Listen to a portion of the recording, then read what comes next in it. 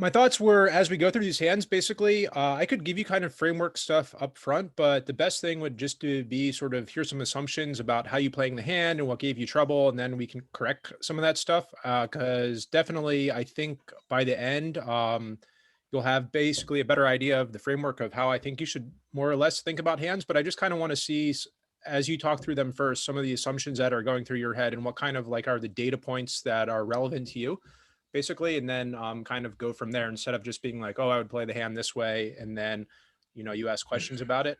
Yeah. It's definitely more important for me to kind of see how you think about this stuff first, and then just be like, what are those sort of like foremost thoughts and kind of like points that determine how you play out the hand. So Mhm. um, I figure some of them I did some other stuff. In a program in Flopzilla and some of them in GTO, and I'll pull in some other stats along the way and stuff like that. But we can probably just talk about most of this stuff kind of logically, and then I'll show you a few things and some other cool software too. Nice. I'm Um, excited, man. yeah, it should be really good. Because I think we can. I mean, we'll just bang through these, and some may take like a minute and some may be like 10-15 minutes and a bit longer and everything like that. I wasn't sure if there's any order. I was just going to kind of go down the list. And so the very first one was this hand, the Jack 5, Yep. and we'll just go through it. You're in the big blind, you complete here. I don't think I would complete here, but what are your thoughts? You're getting a good price, I guess. Yeah, I mean that's basically that. I'm like, oh, pot odds are a thing, right? I know Preflop would send this there. It doesn't work like that, or doesn't apply there. But I'm like, pot odds are a thing, and knowing my tendencies, I might have just like been pretty drunk, kind of dead, and in a tournament, like I feel like there's a time clicking. I'm like, I got to try to do something here. So I'm like, okay, I mean, we're getting good price. Let's see a flop.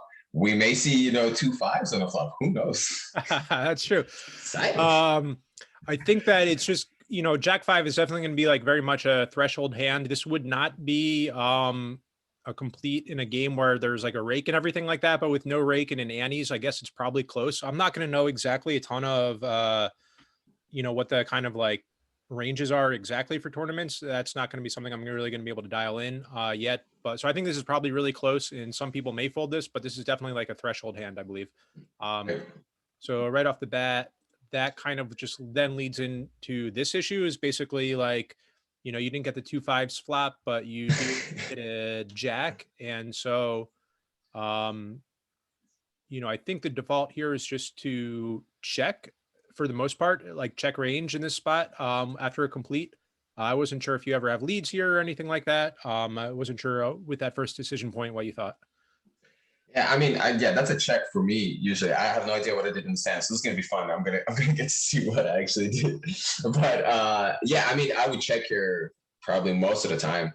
Okay, Um, that makes sense. I mean, it's pretty like, I think one of the key things to think about is as you think more long term and structuring thinking is thinking about what is my kind of equity right now for this hand and what is the equity going to be on the next street, more or less. right. And so with a top pair in a non-vulnerable top pair, you're only vulnerable to queens, kings, and aces. Your equity is generally decent with top pair that's not vulnerable. And it's probably going to be about the same thing on the turn because we're not really looking at a lot of straights. There are some flushes, Hmm. but so our top pair is generally probably solid and we can at least deal with a bet on the flop. And so that's what happens. This guy bets out here and there's a call. And then I think overcalling here is really iffy in terms of it makes going three-way becomes kind of a challenge, or at least it's going to be tougher to get to a river, but that's fine. We still have top pair. We could have the best hand. So we call here. Um, and then after that, we do get an overcard that really probably shouldn't hit most people unless they have a queen X of spades or maybe like a queen jack or some weird hand like an open limped. I don't even know what people are open limping at this stakes, like a queen 10 suited or something like that. But it really shouldn't help stun out because he bet the flop. Unless he has two pair now, it shouldn't really matter. So you check, which makes sense because your top pair is not good anymore. And he checks again. which in my mind says he was betting probably just as a feeler or some sort of draw or just like the jack, but he's definitely worried about the queen and it being three-way now.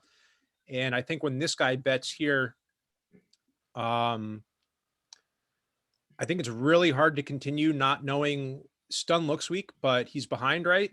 Mm-hmm. And I think you can do the right thing here is just make a fold, which you do. And I think this hand is played fine.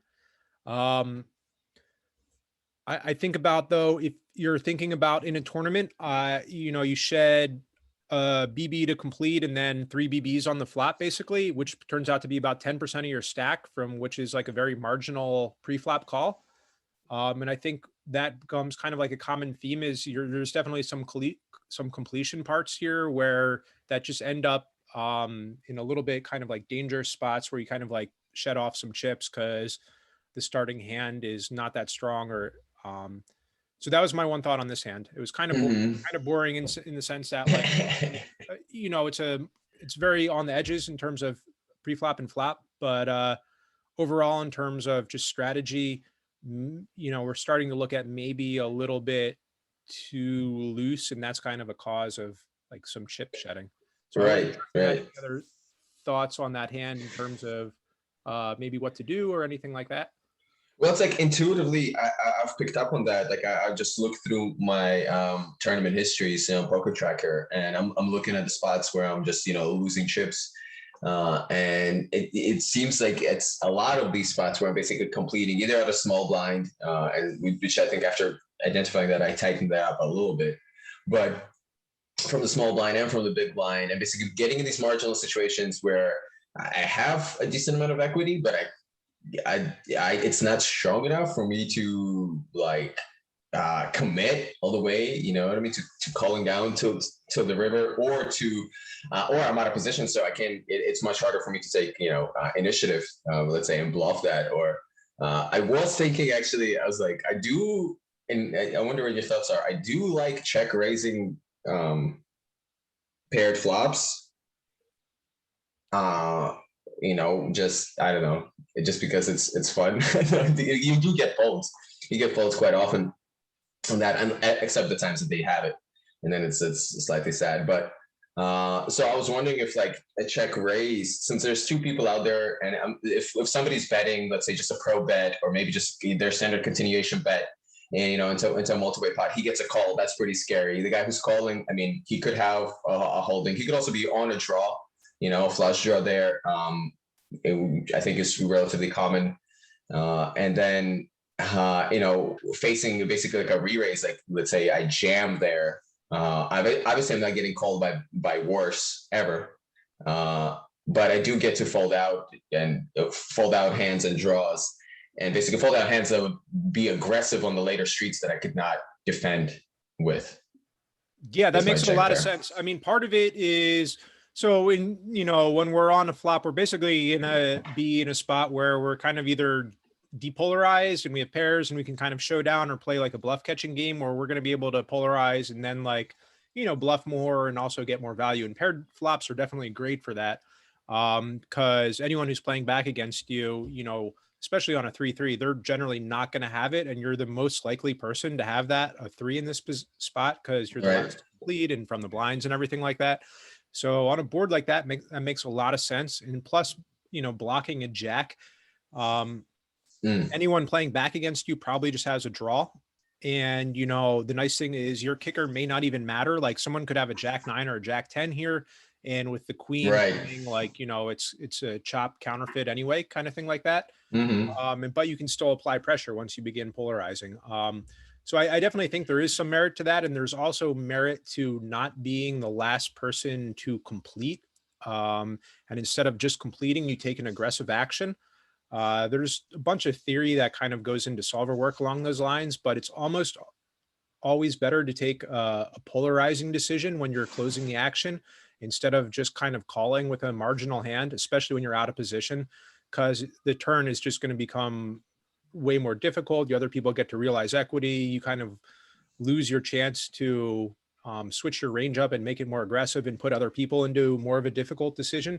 So as an alternative line, this may be a decent spot to turn your hand more into like a polarization bluff, assuming that none of these people are really actually that strong here. I would have to assume the guy stun would have bet more as a pre-flop raiser. If he had some sort of overpair or strong hand going a three-way, you'd try to get more value in, more chips in on the flop. So his bet just looks kind of weak. And then, you know, Smurf could have anything. So you could easily kind of like blast those guys off that hand. It makes a lot of sense to me. Okay. So yeah, that's a good thought process. Looking for those opportunities where it may be more advantageous to you to complete with by raising or reopening action than just completing and kind of just hoping that the turn goes kind of like nice and I don't know. Right. And just like I could be killed by worse, because I think if I'm correct, I think this is like a $3 tournament, which people love to call with their flush draws. They believe. They believe. Yeah. They're like, well, I could be looking at a set, but listen, that flush is coming. Yeah. Or just naked ace high or some crap like that too, which you then, you know, you're vulnerable to, but you could also like punish the heck out of, at least is for a street as well. Like, oh, I'm going to float him because maybe I have like ace four and I have a backdoor heart or a backdoor ace and like straight draw or some crap like that. So there's definitely opportunities with something like that. We have this hand 8-5, which I wanted to pull up Flopzilla for just to show you. This is kind of a spot again where just ranges become kind of whatever. You're calling here in the small blind, which I mean, I don't know. I wouldn't do this, but I'm not entirely sure. I don't think this is good here to be calling so loose from the small blind, in my opinion. And I'll just show you, because you don't know what big blind is going to do. And with their stack, I mean, if I was big blind, that seems like squeeze central to me. And you just don't want to put yourself in that spot where big blind can then do something really kind of nasty to you and you don't even get to see the flop. But I'm going to pull in something kind of equity wise as this hand plays out. I think it's good not to check the flop here for sure. When Queen Joker for you bets and Higgins calls for a full pot size bet, I mean, realistically, your hand's just not that great overall, though. And I think this becomes like a kind of giving away chips thing. When this person bets so large, I mean, some of your outs are going to be clean most of the time too, but then, you know, any nine could realistically be a chop, and a nine of diamonds could even be like, you know, you're drawing dead basically. Yeah. To a flush. So the hand is not as sweet as it looks as an open-ended straight draw. Is this moving over? Let's see. So this program Flopzilla, I think, is pretty worthwhile eventually down the line. You can just put in all these different ranges and it really breaks down equities pretty well. So if we say, I mean, I don't know what the ranges are here, but say the guy on the button limps some crap like this, which is basically some suited, basically no broadways other than maybe like an ace jack and a king jack, and then all this other stuff, which I don't know. I don't know how accurate that is, but say that's one range right there. So that's decent. We have essentially, we'll say the big blind, you know, surprisingly, he didn't raise his ace king there, but you can generally assume that that's going to be a guy completing there in the big blind is going to have essentially close to 100% of hands, right? Yeah. Other than, you know, they're going to raise their aces and everything like that. So giving him we'll just give him a massive range here.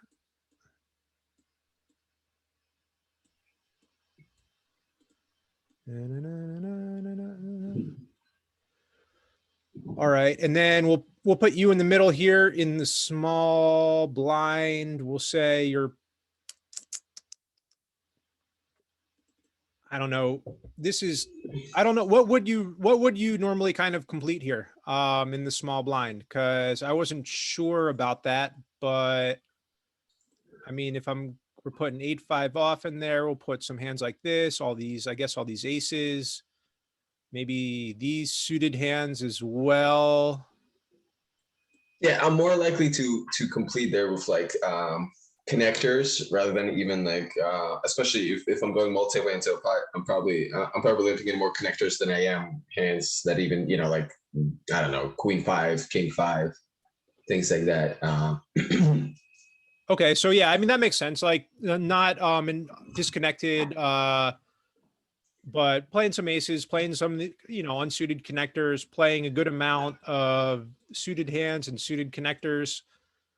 And so up here, just before any flop, these are how these three hands compare. So it's almost like straight down the middle.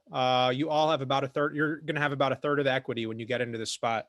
And so Hmm. even on a board that's, I think it was 10, 7, 6, right? Yeah. Even on a board like this that comes out and gives you essentially like probably a good, a pretty good thing for your range here because it doesn't really help the 100%er that much. And the guy who has like a pretty tight range, or this is a 100%er, you're Yeah. still all about your equities, all about the same anyway. Um, and so just kind of thinking about it, when the equities all kind of the same like that, and one person really starts polarizing and bets pot on the flop, I would just be super cautious and think like, is this really strong enough of a hand? Am I really kind of drawing to strong enough of anything before continuing? And I don't think this hand kind of falls into that class, even though it's open ended and everything like that. Um, so we get to this turn. It's probably natural to check here again. So we do that, see what happens. I mean, I don't think you can check call again if the guy bets again, which he doesn't, right? Right. Yep. And so we get to this river where, you basically have no showdown value, right? Yep. And so you decide to fire off a bluff, which makes sense. You just bet for half pot. I think your story is just bad here in the sense that a half pot bet doesn't really rep anything. If you had a full house from the trips or the sixes, you would probably bet larger, right? Right. Yep. And if you just had a 10, you probably would have bet the flop or done something else. So I think the logic, you got that right, that you do obviously have to bluff here, but I think it's just not a credible bet size, basically, right? Yeah, that makes sense. Right. Hmm. And so if you were It to bluff, literally looks like a stab on a river. It's like, well, everybody missed, so yeah, now the small blind is going to try to see if he missed worse than I did. I mean, that would be my thought process if I was in a big blind. definitely. And it's just tough because you have to assume that this guy, after betting the flop, probably is maybe a little bit stronger than that. Because the 7 should have helped him, or it's weird that he checked back on the 6, but it seems like this board run out, unless he had some weird diamonds, is probably good for him. But diamonds Right. barrel the turn and everything like that. So it's just going to be maybe tough to get a guy off for this bet size with this story, because your real value would probably go a lot bigger and play the hand differently. So I think that you're right, but then just going back and thinking through the hand, I don't think that's how the value that you're playing would be represented. So would like a pot size bet would be better in this spot? Even in overbet, I mean, Right. Right. realistically, even if you were to just shove here, that would be better. I mean, that makes it kind of dangerous, hoping that the guy doesn't have a 7, which may be Hmm. likely, that he would be betting the flop with like a 7-9 or something like that. Hmm. Um, but realistically, it's better to either check here or basically bluff all in, I think. Okay. Yeah. So yeah, either give up on your hand, or if you're gonna try to bluff it, then make it credible. Yeah, yeah, and especially I mean, this pot, it just calls for massive polarization because a bet from here on you is obviously a bluff or like a full house, right? And Right. so if you have that amount of value, you're going to go for big for value, which means if you're going big for value, you have to go big for bluffs too. That makes sense. Cool. So something about Queen Joker person is that they like bet, they like their standard continuation bet is a pot size on the Is it flop. pot every time? Yeah, Okay. so that's part of the reason why I'm like, man, he's doing this with air like so many times. And then when he checks, and then usually like I've played with this person actually like a good enough time to see some tendencies, but if they do have it, they will bet the turn most of the time and maybe Okay. slow down on the river. So when he bets pot on the yeah, when he bet, so I was pretty confident that like I had nothing. I think, yeah, it was like a psychological thing. Like I didn't want to pull the trigger. Like I want to bluff, but I don't want to risk everything. It's tough. Yeah, for sure. Yeah. You correctly identified the situation, but then you made like a like a human tendency. You wanted to risk less to have like the same reward, but Yeah. you have to be really willing to risk there. So yeah, and I was wondering because I mean I wasn't sure if that was player dependent or if you'd see this person again because it's extremely uncommon for this person they had with their ace king, right, Yeah. to not squeeze and everything like that. Um, and I don't even know, maybe a shove wouldn't work on the river if this person's just so wild that maybe they see ace high and they think like, oh, I'm chopping here too, or something like that, or I could win somehow against like a diamonds bluff or something. Which is actually like, yeah, pretty possible. I think this is a person that would call me my all in there with giving their stack size. They would call my all in there with ace high. Okay. So maybe that's a consideration why we don't bluff all in is because if we can range them on something that and they're more prone to call river and like they obviously have like a very high their stack is just much bigger than ours, then maybe that's not a circumstance to be getting involved there. Yeah, just a check. But yeah, either way, like the kind of in between stuff is probably not going to accomplish something there. Was my only thought. Yep. Cool.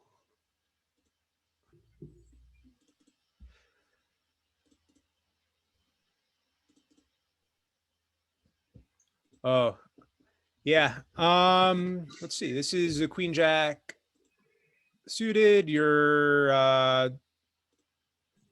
under the gun +1 and you cold call here. I think this is maybe really difficult. I don't know how often, maybe this is something you like a 4BB open under the gun seems really, really strong to me. And with people left to act, I don't know, like getting squeezed here kind of sucks. Three betting against such a large size, I don't know how much fold equity you would have. Personally, I may just fold this hand pre-flop, and I think that calling here invites further issues of overcalls and everything like that. So I think this is maybe just like not the spot to do that, especially to a 4x open. If it was like 2x, I may be even considering something else like a small raise or calling for sure. But I think for 4x, it doesn't make a lot of sense. Yeah. Because then, yeah, you get called in, you go 4-way to the flop here. And, same thing before we look at anything, we'll add in to this one, like an under the gun open range. And by the way, my thinking was very similar. My thinking was like, okay, a 4 big blind open from under the gun is strong enough to, I think, call almost any of my 3 bets. And am I really happy to like play a huge pot here with this hand? Sure, I'm in position, but like, and my hand plays pretty well, on the flop. But do I really want to be put in this position where basically, if the pot blows big enough, I have to be all in or fold on the flop? So it's like I figure call here. Hope for the best. Call, because I was like, I think this is also like a psychological thing. Now that like that I'm seeing like the hands that I'm having most trouble with are hands that I think even pre-flop I know better. Like almost like they're like I'm like I this is not the spot to play this hand. But because just judging off my stack and relative to other people's stacks, I think I've just been either not getting hands or something like that. So I'm just kind of like, well, if I'm not playing queen jack suited, then what am I playing here? Like how tight am I? How tight am I going to go? Yeah, for sure. But I mean, it ends up cost. I mean, you get kicked out of the tournament because of that, basically in this spot though. Like, so yeah, I don't know what your range here would look like. I'd be more inclined, I'd basically hope to already have a pair in this spot, like 9s or 10s or something like that, just because the pot's going to get almost large enough on the flop that, we can go with any hand in showdown, like any pair after that we're already good. And instead of hoping to hit right, something like that. So I've taken out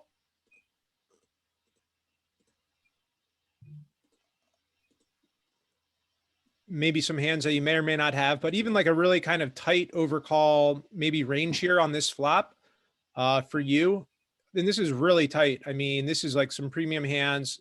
Pretty much everything connects here. There you have sets, you have your all around the board with different straight draws. You have a little bit of overcards. You know, you're an equity favorite very slightly, just four-way. But I think the action should show that you're not that strong, or it's just kind of a precarious spot. You check here. This guy bets small.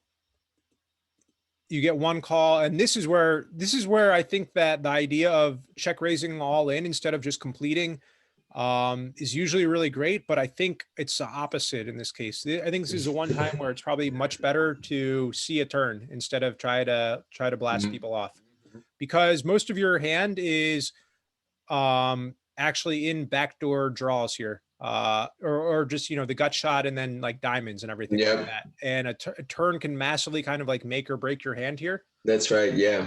And I just think for the cheap price, this is probably a better time to realize your equity than push your equity. I'm not sure if you've heard that kind of terminology before, but yeah, you know, if you can equity realize realization, yes. Yeah. So if you can realize better than instead of like pushing and then, you know, trying to add some fold equity, I think this is actually a much better spot. Considering, you know, Don beats you into the pot, I'm sure, with his hand. But he could also have, you know, 9-8 sets, 9s, 8s, and 4s and everything like that.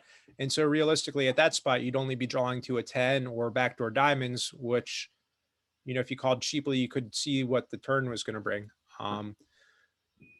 So I think you're going to be right if you do this play more often. Instead of just completing, you get more aggressive. I think that's actually the right mentality, going back to the hand before. But, you know, this is actually the wrong spot because his bet was so small and so cheap. He was laying you such a good price to see the turn. And this is, you know, think about what your equity right now. Your equity right now is basically like, you know, it's good for what your hand was when we saw those other ranges, but by the river or by the turn, it's either going to be great or it's going to be dog shit. And you know,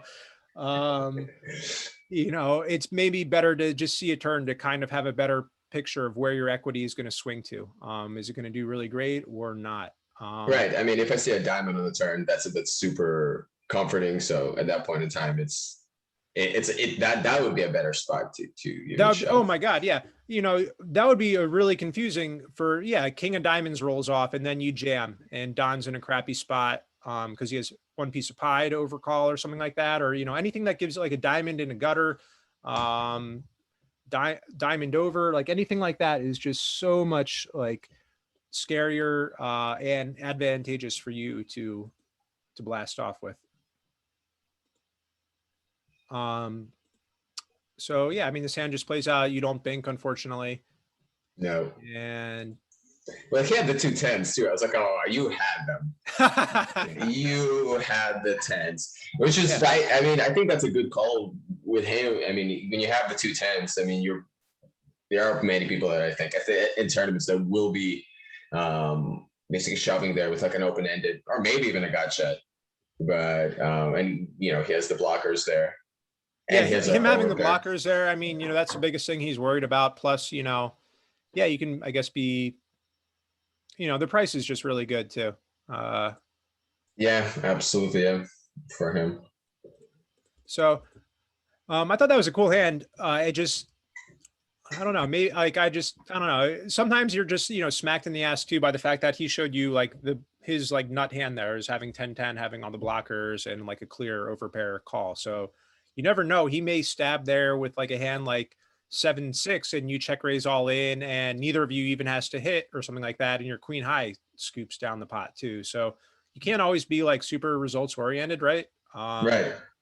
Well, also another thing that I thought that gave me confidence in that is that the fact that the under the gun person just calls there. And I'm like, well, okay, well, he's probably, you know, face queen, ace king, two Broadway cards, maybe king queen, stuff like that. In fact, I think like in smaller tournaments, it's funnier. Like the slightly weaker their hand is, the higher people raise under the gun in early positions because they're just hoping to rep that strength so hard that they're not getting anything like any weak aces to follow them or anything like that to call them. So yeah, when he just calls there and there's no re-raise, because I would expect if he had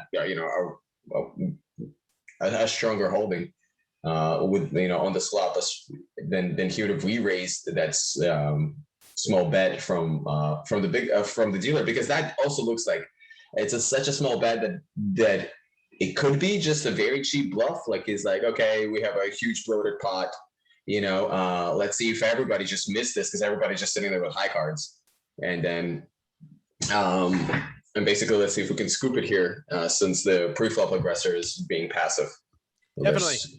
I think you're totally right that the pre-flop aggressor there is like weak and is almost like guaranteed to fold to the check raise. I think you nailed that read spot on, because there's no way that guy should be betting that large pre-flop and then going into, he's essentially like capping himself. He's not c betting and he's just making a very weak check call. So he's definitely like, missed for the most part, unless like he's trapping there with nines. Yeah, he's yeah. And so yeah, that's pretty good. So yeah, maybe Don Waggle is taking, like, he stabs so small that maybe it's just a feeler, but in a spot like this, he should be expecting the minimum defense frequency when it goes multi-way, is shared by multiple people. So he should almost be expecting, not two people to fold for such a small bet. So that's right. Yeah. Probably inclines him to having a little bit more of a made hand instead of just like a very cheap bluff, but it's definitely, he could definitely be throwing out a feeler kind of bet that is weaker than tens, obviously, in this spot. Mm-hmm. So I agree with that as well too. Do you have any other thoughts on that hand? Any other questions or anything? No, I just really wished I called. I really wished I called at that spot. And binks. Yeah, I know, right? I think those five max tournaments are probably really good for you right now in terms of figuring out some play. I don't know how you're doing with your poker journey, where you feel most comfortable right now, but some of those single table tournaments are probably really valuable for just getting more reps in with what are essentially like final table reps, kind of stuff like that, of the different short stacks and like less people and everything like that. So yeah, I had a period where I would play those. I actually have pretty like a good amount of success with those. And they're just like, they're not as exciting to play. That's about it. But they're fun. Like if I don't have too many tournaments going on at the time, and like right after a break, I'll usually just open up one of the sit and goes, because I still want to have a break at the end of the hour, and I don't want that to be overlapping. And they're usually over within 40 minutes. That's the longest ones that I've played. But I've won at least like 8 of those. So I feel kind of confident about those. The $5 ones, the $10 ones is actually pretty interesting. I won one. I only played 2, but I won one of those six max in and goes. Nice. And they're very different. People play much tighter, way less limping. So it's kind of interesting. It plays way more like a final table, like a final 6 would play. I think people are maybe at that buy-in, there's already some kind of understanding that like in a 6-man sit and go, there's already like almost like ICM is already a consideration because like you're already there. So you don't want to be just, messing around. And there's so little chips, total to go around that like, any win or any small kind of gives you momentum and sets you up better for later stages. Peter, I think that's like super valuable, and to hear that you're kind of like recognizing that the structure changes and everything like that, and just getting more experience at that, where you don't want to screw up a final table so much when it's like a $30 like knockout or whatever, and like how many opportunities you get there. So just getting as many hands in as possible at when it's available to do so. I think just playing more of those is like really, really advantageous. That's good. That's good to know. Just for practice, right? Because it's like just to basically be able to get that under your belt, be comfortable in those spots, be comfortable short-handed, short stacked. Totally. All that. all the marginal kind of like just reps and shoves and everything like that, just kind of knowing the charts better at that point and just, everything like that, just pays massive dividends towards the end. It's like a journey, right? So and Hmm. the quicker you're able to dial in like shorter stack, like less people kind of knowledge and everything like that, it's just better. Because then you kind of can grow and more from there from these kind of like short stack situations, shorthanded situations. Um, it's much easier to like learn the game tree at those points. Right, because it's pretty. There's very few branches. Yeah, yeah, exactly. But that's super important. Hmm. So we have eights, and you raise here. You get 3-bet pretty large. There's a cold call and another call. You come along here too. I mean, I guess you close the action here. I don't know about that. I mean, I guess you have to, right? You have a decent chip size. I may just kind of like re-push here and just try to make it heads up Mm, against Praysane, because I don't mm, think Sheaf and Billy are going to be willing to risk their tournaments here, and they don't seem super interested. It's not usually a spot that people back raise. They're more likely to probably cold 4-bet if they want to get in, instead of maybe wait for you to shove again and then they call. This guy's stack, I would say, like very much uh just kind of calls for exploiting something like that right here. And if you mm-hmm, shove and play him heads up, you scoop all this extra dead money, and your equity heads up with a pair already is going to be tremendous compared to playing 4-way out of mm. position against all these people.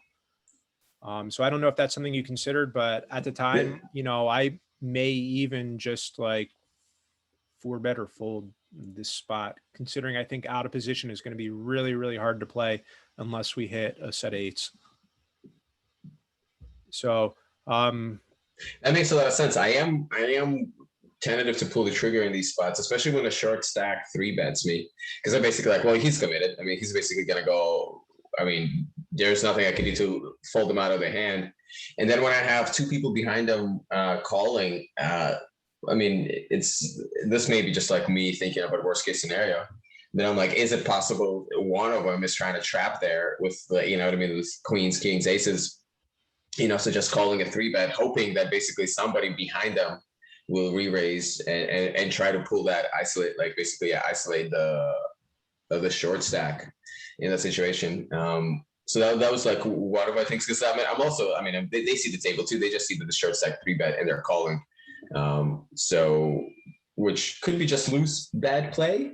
Um, but for some reason, I tend to think, I'm like, am I being trapped there? And at that point, I'm not happy to see any of this.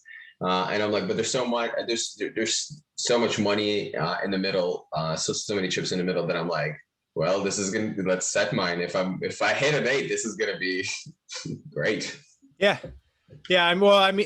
So yeah, part of that is, yeah, is a story that you're looking, and I do this all the time too. This is one of my biggest thought, like in order, we don't want to find these pain points, I guess, and we can find all these stories where we're like looking for the worst case outcomes, and Mm-hmm. then we start to like clip our own wings basically by just seeing negative outcomes instead of seeing like the positive opportunities. And so like if this script was flipped a little bit, you would see maybe these guys in late position, they've just contributed dead money, and maybe it's not the best thing to get it all in against a short stacker here, but if his range has a lot of like ace kings, king queen, ace queen off and stuff like that, my eights do tremendously against those. And of course, he's going to have like jacks plus there as well. But if the short stacker's range is wide enough, um, when I'm shoving, I'm almost certainly these guys probably aren't trapping. They're more likely to actually be weak, and they want to see a flop cheap too. And they're not really looking, they're not like super advanced like trapping players. They made mistake and they're giving me these chips. So Mm-hmm. just to be aware when you're getting into a decision, because it'll affect out how you play out the hand all the time. Right. These assumptions that you're making, it's like, these people are stronger than they actually are. And, there's no way that, there's no opportunity here to other than just to hit a set and try to win. And, hitting that set is like 1 in 10, right? And then you still have to hold and everything. So, Yeah. you know, You have to hold. Yeah. So anyway, I mean, just something to consider there when you're telling yourself maybe the story could be maybe a lot more positive than negative in a spot like that. So I think this is a very natural check, very natural shove. I think you have to fold here. I think this is giving away chips spot. Right. Yeah. I mean, once there's a call. Once the call, yeah. If it was heads up, that would be fine. But again, he's probably, I mean, at the least, he has live equity over than Hmm. you. And we don't know what Hmm. Billy's doing, but he's called. And so, um, and the hand with eights, our equity is always going to be very low here unless we spike our magical eight, and then it's going to rapidly shift up. So with a depolarized bluff catching pair here that, its equities are not great, and it only has a very small chance to really improve to great equity. It's not a solid continue, especially because, yeah, I mean, I don't know. We can just like show down here and we're just beat in a lot of places. Oh yeah. So, so I don't know. I mean, sometimes pot odds are just not your friend. And the Yeah. more you keep it like, oh yeah, pot odds, like getting a good price, you end up just giving tons of chips away, even though like you're getting a good price along the way. Right. And I mean, especially if you're playing against players that are thinking against good players, you know what I mean? They're looking for that. I mean, they're sizing their bets, targeting your hands to give you the pot odds to continue, so that you could lose more money, Yeah. and more often. Yeah, definitely. They're manipulating your range because, yeah, you have to call more often. But um, in this case, let, Billy down here take that burden of calling against Right. Presane. And then, like that burden is already lifted by someone. Someone's Hmm. already like, calling there to see what happens. And that was the thing. I was like, I wanted to make like a mental commitment. I'm like, all right, you know what I mean? We'll see the flop, and then we have to give up on this hand because there's not much we could do. I mean, the gamble. I already made one bad gambling decision.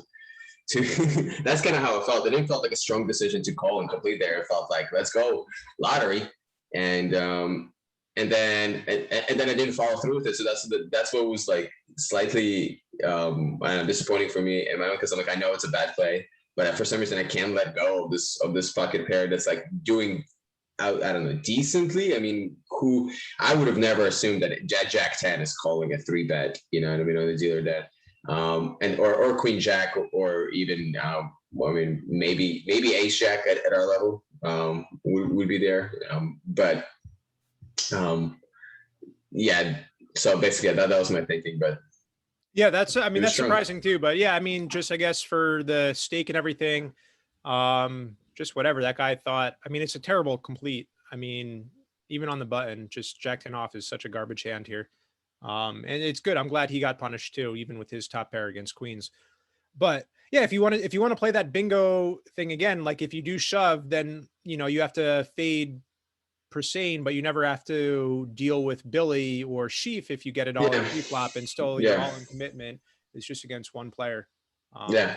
So Yeah, absolutely makes sense. And I protect some of my stack because I basically limit how much I could lose by getting the other guys folding, because this guy has a short stack, so I definitely, can only lose his stack. yeah. No, I think it makes like I think they just don't those guys in this spot donated all the extra kind of like chip EV that you need in case this guy has his strong overpairs and not just like ace king. Um, Right. they gave you enough really good odds to just kind of make that a shove play. That's a good spot to know, man, because you won't believe how many people just call three bets. It's great. That range is always, I'm always worried about that too, but that range is always like, you always see worse hands than you ever think. And so that should always like encourage you to be, I guess, more aggressive pre-flop, because for some reason people's ranges are like just contain more garbage than you would have thought.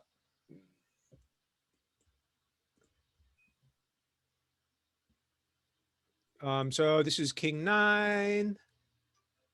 You open, I think that opens fine. I may open a little bit smaller. I don't know in a tournament here, 2.5.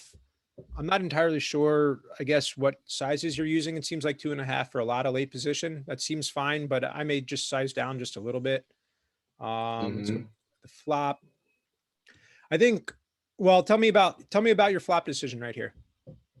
Well, I figure I should have a lot of aces in my range here as the open raiser. So that's basically that goes my that's as deep as my thinking goes. I'm like, my range has a lot of aces in there. There's an ace in a flop. It's definitely very believable. So it's basically kind of like Okay. a bluff. Totally. I think this is a fine spot for a bluff. You should have more aces for sure. So C betting, makes a lot of sense here. I just think thinking about either it's a one and done basically, because look at this Mm-hmm. guy's stack basically. Anytime this guy Yep. calls, the rest of the board is so dry that he basically only has an ace, right? He's not going Yeah. to float you Yeah. with anything else. So by betting, you're narrowing down his range. So you're basically making like a one-time bluff to see if he has an ace or not. And I think you can do Mm-hmm. that for a little bit cheaper. Um, Right. so just one thing is I would just go a little bit cheaper. I mean, if you're hustling him here with ace king, you probably want to do that small thing anyway to right so he Mm-hmm. doesn't fold. So you keep pulling him in and everything like Mm-hmm. that. Because it's not a race to get a small stack in here. You have 3 streets to do it. Yeah. But then that goes against kind of like, oh, a bigger bet's a little bit scarier. Maybe he's more likely to fold, right? And less likely to float maybe if he has like a 7-8 or something like that. Mm-hmm. But I think, just you're right on the bluffing here. I think that's fine. I would definitely go smaller. And then once called, I'm basically done with it. I don't see how he could have worse. And, with king high, your hand can't really improve here. Yep. So I just think this becomes just a range thing. His range has, just tons of top pair at this point. And so you're not going to move a guy off. The stack to pot is less than one now at this point. Mm-hmm. So anything else is just kind of, I think, I don't think it's going to go through. Yeah, yeah. Now that I'm like relooking this, I'm like, oh yeah, absolutely. If he calls a pretty sizable bet, I mean half pot bet on the flop there, considering his stack. Yeah, it's highly unlikely that he's drawing to anything unless he's sitting there with like 4 or 5. He's hoping for a gotcha, but I highly doubt that. I mean, he's not calling that pre-flop raise with that. So yeah, definitely lots of weak aces in there that would do that. And because I think I would assume he would 3 bet some of those stronger, ace king, ace queens, maybe even ace jacks suited. So yeah, that makes sense. Yeah, just give up. I'm just always like, I'm like, but then they know I bluffed. Like, they see right through me. Like, what if he bluffs back at me? You know what I mean? What if he's just calling there to see if I'm bluffing, and then sees me checking back the turn, and he takes a stab at it. don't level yourself like that. Most people are just going to be playing their hands in that spot, of course, like especially a short Right. stacker. He's not trying to like outplay you because this is definitely your board. And, he should expect like a second barrel once you bet one kind of thing like that, or I don't Mm-hmm. know. But yeah, once people call, their range gets more condensed. And in this particular board, he can't really have draws. So his range is way more condensed to just top pairs here. Yep. And so, it's going to be tough to barrel him off of that. And so I think that's a Yep. pretty just natural spot to check fold. Alternatively, this is a spot where with king high, we may have some showdown value against his range. I don't know how I would play this for such small stacks, but in a cash game, I may check this and delay stab C bet the turn as my bluff mechanism, just as an Mm-hmm. alternative line. But the most simple and cheapest thing you can always do is just like the cheap, like third pot C bet on the flop. It's one of the most deadly things that you can do is because people are going to overfold to that. And allows you to just bet a lot more of your range and just apply a lot of pressure when you do stuff like that. So I think you were right that, you have more aces here and you should be betting. It's just that once you get called, he actually has a lot more aces and Yeah. go down. So that was a cool one.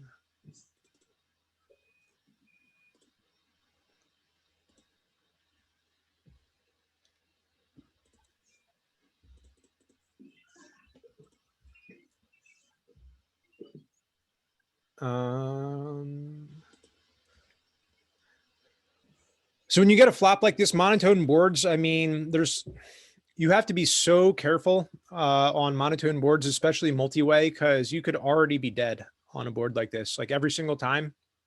Right. Even a set of aces is like really worried here. Even, like a straight is really worried here. They could lose to like 5-5 with the 5 of clubs. So equities got kind of are super, you have to really be careful about the equity that you get involved with in a spot like this. And um, I think this becomes a hand of giving some chips away, Hmm.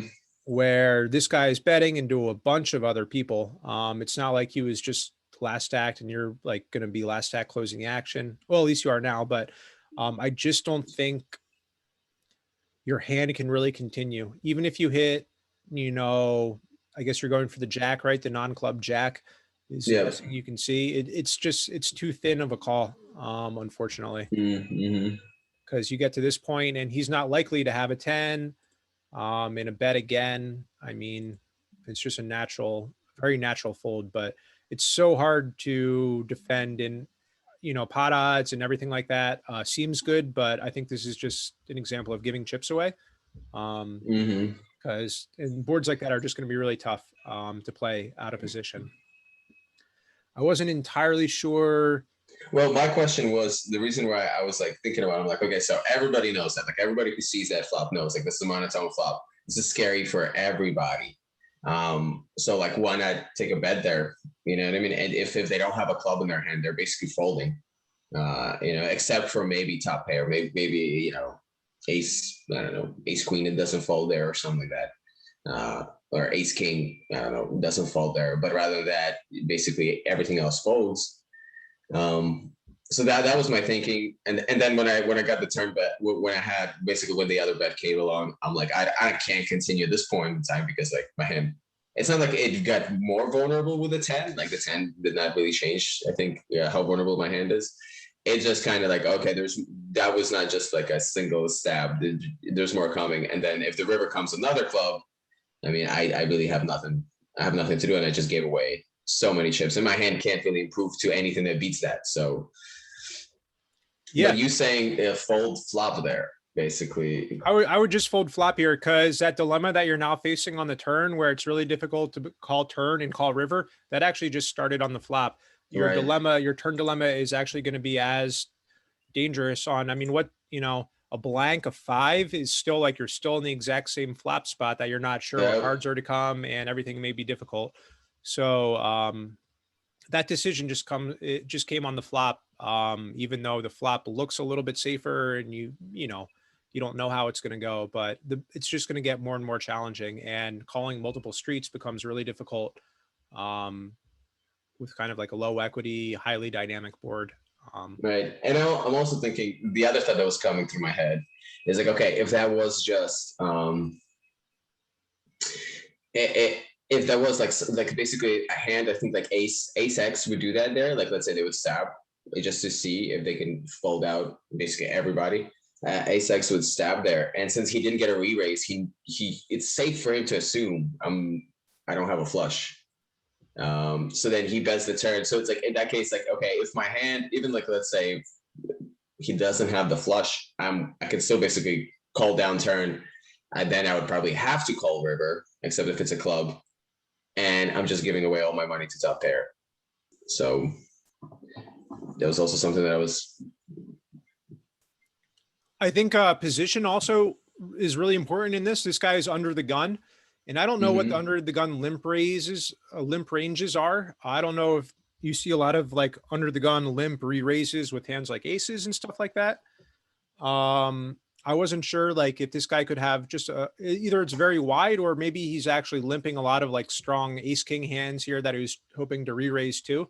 But on this Mm-hmm. flop, this guy leads into Doughboy, who was the PFR, and he's leading into obviously other people as well too. So I would expect him to be extremely strong here with his limp under the gun, where he was concealing a range and trying to go for a limp re-raise, and then he's leading into other people, and he has a hand like, shit, I have ace king here, and I don't want to, or ace, ace king or ace with like the queen of clubs as well, and I don't want like Mm-hmm. other crap to come off, and I want to get paid now, and my pre-flop slow play, I should just speed up now and get going on this. So I think this guy's probably like pretty strong, and it's just going to be tough to beat a guy Yeah.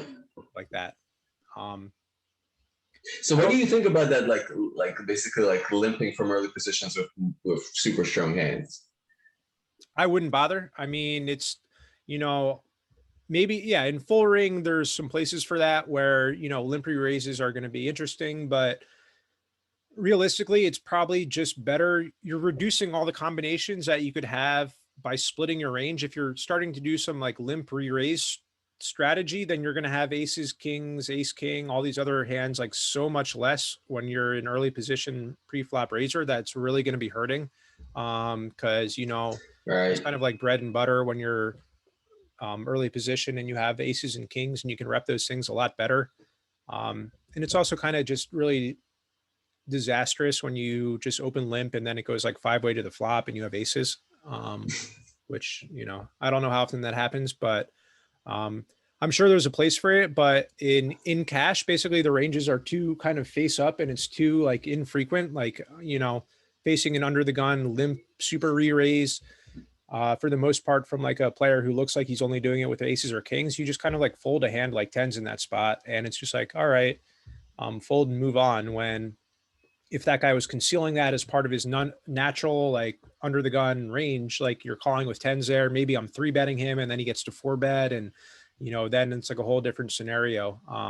But it's the longer you can protect one range, starting from pre-flop and having like a similar kind of bet size on the flop, once you start like splitting and doing all kind of crazy stuff, you're just not going to get the proper kind of coverage and you're not going to have the hands you want all the time in all these different scenarios, basically. So Right, because it's like, what else are you limp re-raising there with? And yeah, then if that's your go-to for aces and kings, then it's like, okay, so then your 4-bet, if you're from early position, if you raise pre-flop, then your 4-bet, doesn't, you could assume, I guess, doesn't have that. yeah, exactly. So yeah, exactly. How are you balancing that then when you've already decided exactly you don't have, someone who's paying attention isn't going to know that you don't have like all your premium hands that you want there. So how do you, yeah. Yeah, and then doing the balancing act of like, okay, I lived 37% of the time, and then I raise Yeah, 63% of the time. It's like that's fun. That's fun to do in your head. it's too tough. That's why, Yeah. yeah, like simplifications are always like, should be strived for basically. Um, Okay. Cool. Cool. I think I had another spot like that, but actually folded on a monotone board. I don't think you actually got that hand. It was a similar. It was just ace king of diamonds, and the flop comes ace 10. And I forget the other card, but all monotone, all spades, and I'm in late position. I was on the I'm the last one to act on the flop. I was the one that raised pre-flop, and then basically there's a small blind bets, middle position re-raises, and I folded my ace king there, and I was like, oh, was that the right move? Did I just get played? maybe, I mean, yeah, maybe you were live. Maybe, I mean, with the best hand, clearly one of those people is going to have some equity against you. If you do feel like you're ever in this spot on monotones and you want to bet solvers and everything, basically say that you should be betting super small, like quarter pot. Mm-hmm. It allows the most pressure on other people. And then, should they check raise you or other things, like you get to decide for much cheaper. And if the run out is terrible, you kept the pot smaller. So if, I guess that ace king is different because you were facing like a bet and a raise. But, if you were in that spot with ace king and you're like, oh crap, there's people and now it's my turn to see bet. Solvers and basic strategy right now says just like quarter pot bets are where it's at on all monotone. Okay, that's very helpful.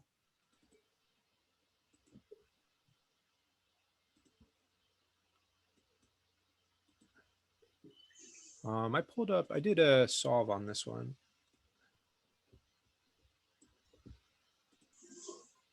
Ooh, this So is eventually, like GTO. so eventually, yeah, GTO, these solvers will be awesome later, but totally not necessary. Like, yeah, along the lines of software, like you're liking Poker Tracker so far, pretty good, right? Yeah, I like it. It's the reason why I chose it. Like, I like the heads, like the user interface of Hold the Manager much more, but it just wasn't. It didn't feel consistent enough. Like the experience, like with my HUDs, and all of that. Like it would reset after break, like for all the stats on my tables. Oh, And after like Googling that issue and seeing that nobody comes across it and some people do, but it's like Hold'em Manager 2 and there's like nothing on it. I was just like, you know what? Like this is just not a consistent enough experience. So there's a couple of things like that that I was just like, it's good and I think I like it more, but I don't want to like the main reason why I wanted to pay for a software like that is for two reasons basically. So I could analyze my own hands and I could, you know, do that with a little more difficulty with Focus Tracker, and so that I have the heads up display so that I'm able to basically track these stats, things like that. So I was like, whatever gives me that and the most consistent experience for that, that's what I decided to go with. So it was a hard decision. I kept on going back and forth, but I was like, okay, let's go with Poker Tracker. I think you made a good choice. I mean, overall, yeah, it's a preference thing. People do like, Hold'em does have a little bit like sweeter interface and whatnot, but Poker Tracker has been around forever and it's, pretty rock solid, battle tested. So yeah, and that's what I figured. And I figured like, okay, if I need to pull up some of these queries or some of these spots that I don't know how to because I don't understand in-depth knowledge of filters, I'm like, there's so much posted about it on all the different forums that I could just literally like, copy and paste other people's filters and stuff like that to see the same stuff. nice, right on. Yeah, I'll send you. I mean, that's something I can do too. I wasn't sure. I'll just take a quick pause to just show. I mean, there are just so many. Oh, I don't have 20 filters. Let's see. Oh. But just, I mean, like all kinds of like just awesome filters that you can run to just figure stuff out. Yeah. I have a few other like slides and stuff that I was going to throw into an email, and I'll send you some filters and stuff like that as well too. Awesome. Oh, could you also send me like your heads up Sure. configuration that you have there? Yeah. That'd be cool. Yeah, I like that's definitely worthwhile talking about too, in terms of, I'm not sure, but I think HUDs are like invaluable and I love having stats to figure stuff out. I'd make a lot of plays based on like C betting frequencies and fold frequencies and like how often they're stealing. So yeah, it's definitely something we can like go over and talk about and figure out. So playing through this hand, you open three balled. Let's see. I think this is really close already. I'm not sure, he's making it 9 BBs pre-flop, which is kind of large. I don't know. I just think this is really close in threshold already, but so I think here's like a general question. Is it okay to fold, like mid, basically, I don't know, these mid pairs, like, I mean, sevens, eights, nines to a large three bet? Because for me, a lot of times when somebody's three betting me, like if I'm raising anywhere later than like middle position, like so here I'm like low jack, right? And I'm raising, right? No, high jack. Wait, or am I low jack? Well, but I'm in later position. I'm raising, and then the cutoff three bets me. And I'm like, this is like, I could definitely see somebody doing that with like, king jack, ace jack, king queen, you know what I mean? Even like queen jack suited, if they're on the more aggressive side, on the more, three better side. And in which case I'm like, they're not just doing this with, jacks, queens, tens, you know what I mean? Things like that. They're doing this with a wide range. So, and yet I'm still not so confident. Like, okay, so even against king jack, I mean, I'm not in too great of a shape, which I would assume would probably be like the lower part of their value three betting range. Yeah, no, it's right. Like the people should expand and do more value betting into you like that, or three betting into you like that. And they expand their range. So consequently, like these pairs definitely have a little bit more value because they're already a pair and, this other person just has overcards.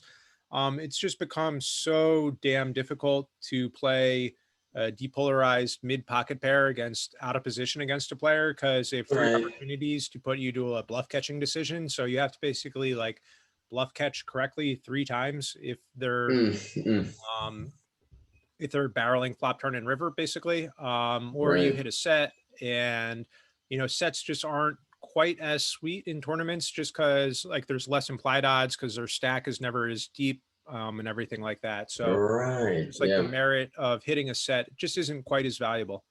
Because you're not getting 100 big blinds there. Yeah, exactly. It's like, all right, I finally made, you want to get paid as much as possible. And this guy, even starting deeper, you're capped by, yeah, you have like 70 BBs or so to start the hand. So yeah, his raise is already kind of like threshold. You have to basically, double up your stack here every single time. So that's kind of already threshold. So Right. he has in this opportunity, I'll show you, this is basically a solver I ran of, him having some pretty, I don't know, I guess it's kind of generous. Oh, is this yours? Hold on. So in position, I just gave him a range like this. He's messing Okay. around sometimes with pocket pairs, some of these suited connectors, maybe some ace fives, whatever. And then like premium Broadways, obviously too. Mm-hmm. Out of position, I gave you a little bit of Broadway coverage, some suited connectors, and then some pairs down here through here too. Right. Assuming I'd be four betting So you're four the betting very ace, top. king, aces, Yeah. ace, queen, queens, jacks half the time, tens half the time, I said. Ace Ooh, queen okay. off, you're doing some four betting as well too. But much rarer, right? But much rare, or yeah, or you're just full. I don't know. It's a little bit less in your range here. Mm-hmm. And so you're always supposed to check this board. And he, with his range advantage and third pot, he's supposed to bet this board 100% of the time with everything. So obviously 100%, he's not the few hands that you're ahead of here, like his other, like just missed pairs, they're still applying pressure to you. Right. And a solver, because this person is betting so much and he dominates just so much of the board, and it really wants you to fold about half the time and call just a Mm-hmm. 1/4% of the time. And if you're going to do anything, it kind of even likes raising more than it likes calling here. Wow. Yeah. And so it's going to be raising. It basically starts, raising with hands like kings, right? Top pair. Mm-hmm. The few sets that it has, it starts playing those too. But then for the most part, it just starts folding like aggressively. It'll, float these nut club draws and like even ace queen, it's folding here. And ace queen's a good hand because it blocks ace king and king queen. Mm-hmm. But for the most part, when he has such a huge advantage on you on having more like king X and overpairs and stuff like that, and it's really tough to defend here even once. And so, the expectation is with a turn and river bet to come too, maybe it's just not even worth it to defend here with, even a mid pocket pair. Like it folds sevens right off the bat for the most part. It's folding most of its eights other than the eights, the one combination that's the diamond and club. It's folding some nines and tens. So it folds most of these mid pairs unless they have blockers to the clubs, which I don't believe your hand did. So, Right. it's just like you're going to probably face more bets here in this spot. And, even though you're getting a decent price on the flop here, a solver is, you're just going to have it's just going to be too difficult. And he has too many betting opportunities with better hands and just bluff opportunities to make this really like an exciting spot for a solver to want to put sevens into a check call range here.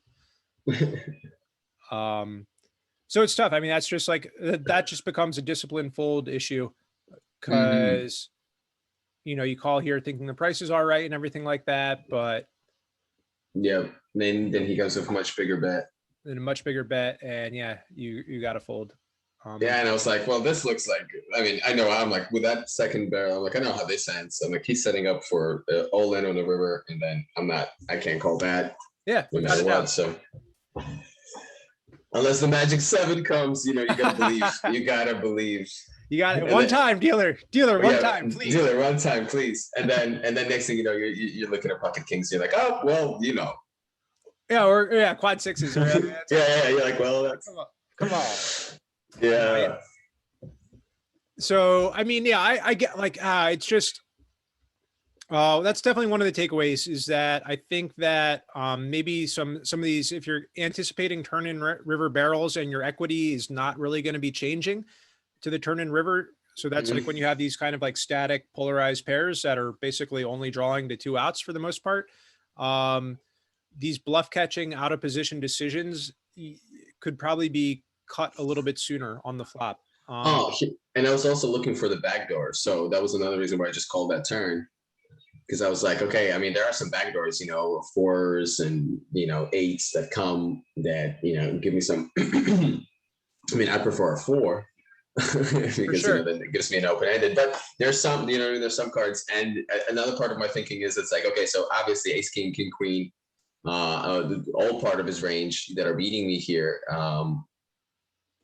I mean, and then lots of things are beating me actually. Now that the more I think about it, I'm like, why am I not thinking about his pocket pairs? Right, all of his pocket pairs that would three bet me large there are beating me. So yeah, actually, that's actually a huge size. Yeah, my equity is way lower than I thought, because when I looked at a flop, I'm like, oh, well, that's relatively dry. I think he's going to take a stab at it with any two cards, and especially that smaller bet. Yeah, I was like, well, let's see if the backdoor comes in. But yeah, but now, yeah, it does make sense. He had so much. His range is so much stronger on that flop that yeah, it just got to practice the discipline fold. Yeah. Or if you're going to do the backdoor thing, just include the club in there, because the extra percentage of a backdoor club run out and the fact that you may be blocking clubs is just, Mm, that's where those extra percentages start to matter a lot for blockers and unblockers. Because, if you look at this breakdown here in the GTO thing, it does do a very, very small amount of check calling with the backdoor seven of diamonds, seven of clubs, mhm. and everything like that. It actually prefers a very small check raise to kind of deny equity, even more so than calling. But yeah, you're right on that. There are backdoors, but the club there is more invaluable than anything if you're going to make that Mm-hmm. decision. So Yeah, because hey, I'm blocking it. It's cool. and just to reiterate, I think like you'd probably be calling there with all your sevens, eights, nines, tens, everything like other pairs and other stuff like that. It's just so infrequent of a call spot, just a 1/4% of the time, basically. Mm-hmm. So just to reiterate all that. So cool. I'm gonna hop over to the hands from ACR. ACR, it's actually interesting. Like, so you told me about the bots, so I looked into that, but then I figured, like, okay, some legit people are playing, lots of legit people are playing ACR tournaments at least. So then I played. So then I started playing there, and I like it and hate it at the same time. I like it because the tournament structure is much better. The blind levels are longer, and people seem to take to kind of take their time with stuff, and because the blind levels are longer, it doesn't force people to just act wildly. And you're like, well, cool, yeah, of course you're gonna shove all in, with 9-5. I mean that's cool. That's cool. That just things that happen. But here's a funny story. I was finishing up a tournament on Poker Stars, and I opened up another tournament on ACR, just to have more than one table going. And that was about it was like 11:30, and that tournament was running for about an hour. So I'm like, okay, I mean, if I go deep in the tournament that I'm playing in right now, I mean, it's going to be 2 a.m. anyway, so we'll see. So then I make it to the final table in the ACR tournament, but it's 8 a.m. And I am like hating my life. I'm like, why am I running so well right now? Because Yeah. I am done. I am done with this. I don't even care. I don't care what first place gets. I don't care about any of this anymore. It's 8 a.m. I'm Yeah. exhausted. This has been ridiculous. So that was just a funny story. So I literally just ended up, I actually was trying to punt my stack away for not going all in every hand, but basically punt my stack away. But I just couldn't lose. What I ended up doing is actually making the final table happen quicker, which I guess was good because just I kept on knocking people out, and then I just kept going. Like I was like, okay, because my thought process was like, okay, I'm gonna start doing this, and then either final table happens quicker or I get out. Either one is fine with me. I just want some sleep.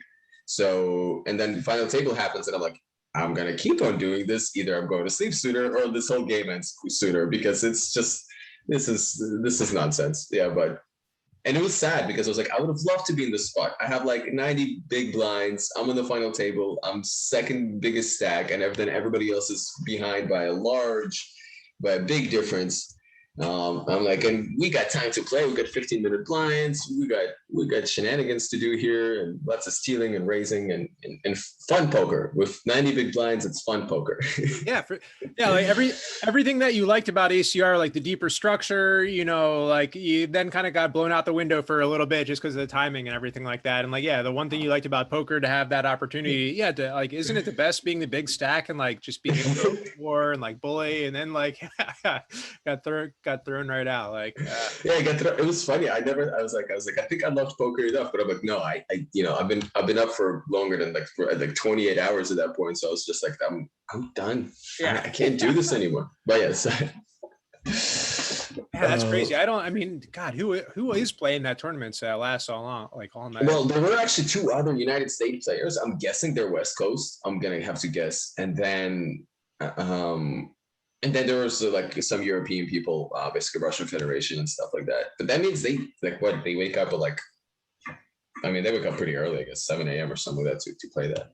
Man, that's a long grind. That is like.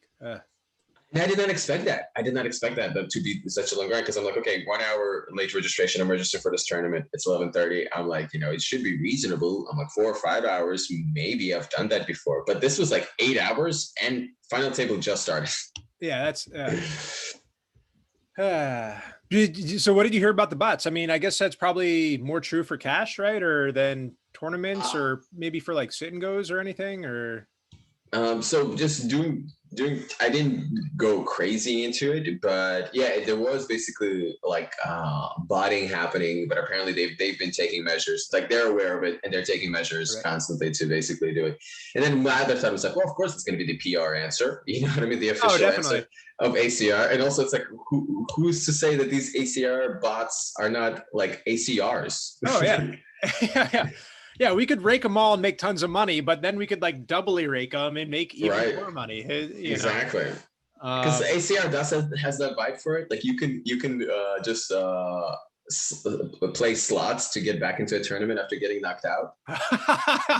Like, and they got me. Like they have it from like 1 cent, 25 cent, like $2, $10, whatever.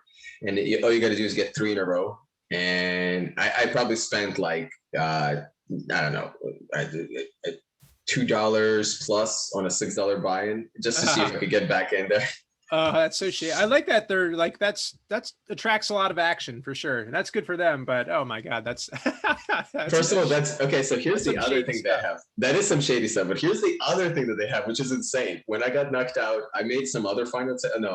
When I got knocked out of the 109 tournament, I won like I won. I don't remember how much, but basically they have you gamble right then and there, and they say, do you want to double your winning, red or black? And it's a deck of cards. So if a red card comes out, like you basically pick, and then the card comes out, and you could like, do you want to double or nothing, like right then and there, which is for me was just like.